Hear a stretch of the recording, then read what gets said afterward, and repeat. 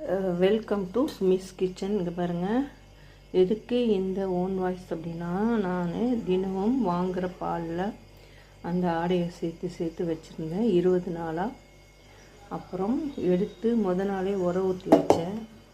அப்புறம் அந்த வெண்ணெய் எடுக்கிறதுக்காக தான் நான் இந்த ஓன் வாய்ஸ் போட்டேன். எப்படி எடுத்தேங்கிறத நீங்கள் வீடியோவில் பாருங்கள். எவ்வளோ வெண்ணெய் கிடச்சிருக்குங்கிறத பாருங்கள். சுத்தமான பசு வெண்ணெய் 20 நாள் சேர்த்து வச்ச மில்கில் பாருங்கள், எப்படியும் ஒரு 1/4 கிலோ இருக்கும்னு நினைக்கிறேன்.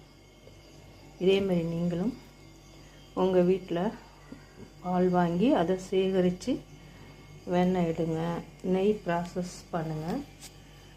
Okay, thank you.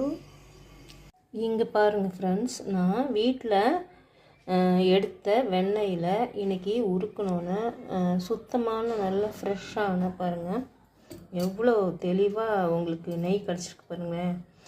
நல்லா உருக்கும் போதே நல்லா சரியான வாசனையாக இருந்துச்சு.